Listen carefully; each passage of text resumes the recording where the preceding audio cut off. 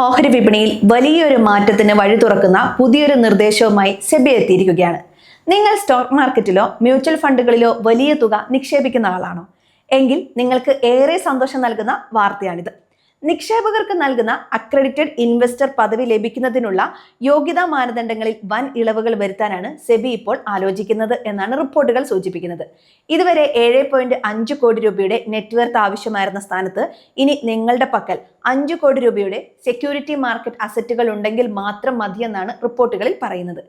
എന്താണ് ഈ accredited investor പദവി? ഇതുകൊണ്ട് നിക്ഷേപകർക്ക് ലഭിക്കുന്ന നേട്ടങ്ങൾ എന്തൊക്കെയാണ്?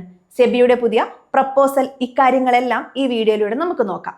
വീഡിയോ മുഴുവനായും കാണണം, ചാനൽ സബ്സ്ക്രൈബ് ചെയ്യാൻ മറക്കരുത്. ആദ്യം തന്നെ എന്താണ് ഈ അക്രഡിറ്റഡ് ഇൻവെസ്റ്റർ എന്ന് നമുക്ക് പരിശോധിക്കാം.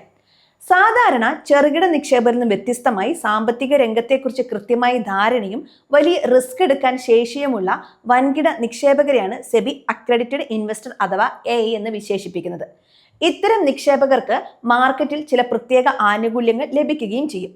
Portfolio management service, alternative investment fund, specialised investment ഫണ്ടുകൾ എന്നിവയിൽ സാധാരണ നിക്ഷേപകർക്ക് വലിയ മിനിമം ഇൻവെസ്റ്റ്മെന്റ് പരിധി നിർബന്ധമാണ്. എന്നാൽ അക്രഡിറ്റഡ് ഇൻവെസ്റ്റർമാർക്ക് ഈ മിനിമം തുകയിൽ വലിയ ഇളവുകൾ ലഭിക്കും. കുറഞ്ഞ റെഗുലേറ്ററി തടസ്സങ്ങളോടെ വ്യത്യസ്തമായ സാമ്പത്തിക ഉൽപ്പന്നങ്ങളിൽ നിക്ഷേപിക്കാനുള്ള സൗകര്യവും ഇവർക്ക് ലഭിക്കും. ചുരുക്കത്തിൽ കൂടുതൽ ഫ്ലെക്സിബിലിറ്റിയോടെ വിപണിയിൽ നിക്ഷേപം നടത്താൻ ഈ പദവി സഹായിക്കുകയാണ് ചെയ്യുന്നത്. ഇപ്പോൾ പ്രാബല്യത്തിലുള്ള നിയമപ്രകാരം ഒരാൾക്ക് അക്രഡിറ്റഡ് ഇൻവെസ്റ്റർ പദവി ലഭിക്കണമെങ്കിൽ കുറഞ്ഞത് 7.5 കോടി രൂപയുടെ നെറ്റ് വർത്ത് ഉണ്ടായിരിക്കണം.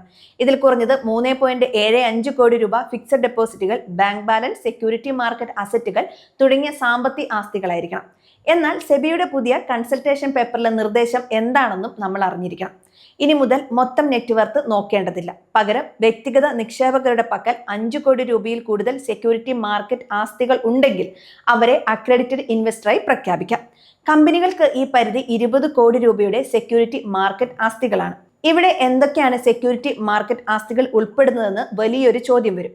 ഡിമാറ്റ് രൂപത്തിലുള്ള ഇക്വിറ്റി, ഡെപ്റ്റ് ഷെയറുകൾ, മ്യൂച്വൽ ഫണ്ട് നിക്ഷേപങ്ങൾ, AIF യൂണിറ്റുകൾ, ഫ്യൂച്ചേഴ്സ് ഓപ്പൺ ഇൻട്രസ്റ്റ് പൊസിഷനുകൾ, അൺലിറ്റഡ് ഡിമാറ്റ് ഓഹരികൾ, വിദേശ സെക്യൂരിറ്റി മാർക്കറ്റ് ഉൽപ്പന്നങ്ങൾ, അതായത് റിയൽ എസ്റ്റേറ്റോ ബാങ്ക് ഡിപ്പോസിറ്റോ കണക്കിലെടുക്കാതെ സുതാര്യമായ ഓഹരി മാർക്കറ്റ് ആസ്തികൾ മാത്രം അടിസ്ഥാനമാക്കി പദവി നൽകാനാണ് ഇപ്പോൾ തീരുമാനമായിരിക്കുന്നത്. സെബി എന്തുകൊണ്ടാണ് ഇത്തരമൊരു മാറ്റത്തിന് തയ്യാറെടുക്കുന്നതെന്ന് നമുക്ക് നോക്കാം. നിലവിൽ ഇന്ത്യയിൽ വെറും 96,000 പേർക്ക് മാത്രമാണ് അക്രഡിറ്റഡ് ഇൻവെസ്റ്റർ പദവിയുള്ളത്. ഈ നിയമം പ്രാബല്യത്തിൽ വരുന്നതോടെ ഇന്ത്യയിലെ ഏതാണ്ട് 3.7 ലക്ഷത്തോളം നിക്ഷേപകർക്ക് ഈ പദവിക്ക് യോഗ്യത ലഭിക്കും. അതായത് ഏകദേശം 4 ഇരട്ടി വളർച്ച ലഭിക്കും. മറ്റൊരു പ്രധാന മാറ്റം ഇതിന്റെ പ്രോസസ്സിംഗിലാണ്. മുമ്പ് പ്രത്യേക ഏജൻസികൾ വഴിയായിരുന്നു അക്രഡിറ്റേഷൻ സർട്ടിഫിക്കറ്റ് എടുക്കേണ്ടിയിരുന്നത്. എന്നാൽ പുതിയ നിർദ്ദേശപ്രകാരം നിങ്ങൾ നിക്ഷേപിക്കുന്ന ഫണ്ട് മാനേജർമാർക്ക് അഥവാ അസറ്റ് മാനേജ്മെന്റ് കമ്പനീസുകൾക്ക് തന്നെ നിങ്ങളുടെ രേഖകൾ പരിശോധിച്ച് അക്രഡിറ്റഡ് പദവി നൽകാൻ സാധിക്കും.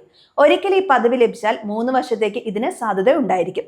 കൂടാതെ ഭാവിയിൽ വിപണിയിലെ മാറ്റങ്ങൾ കാരണം നിങ്ങളുടെ ആസ്തി കുറഞ്ഞാലും ആ പ്രത്യേക സ്കീമിന്റെ കാലാവധി കഴിയുന്നത് വരെ നിങ്ങളുടെ അക്രഡിറ്റഡ് പദവി റദ്ദാക്കുകയുമില്ല.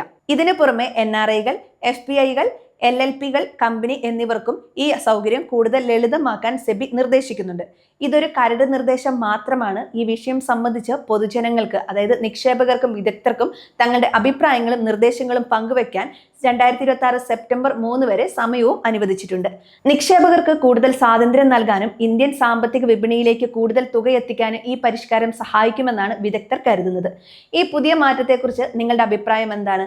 5 കോടി രൂപയുടെ സെക്യൂരിറ്റി ആസ്തി എന്ന നിബന്ധന വിപണിക്ക് ഗുണം ചെയ്യുമോ? താഴെ കമന്റ് ബോക്സിൽ രേഖപ്പെടുത്താൻ മറക്കരുത്.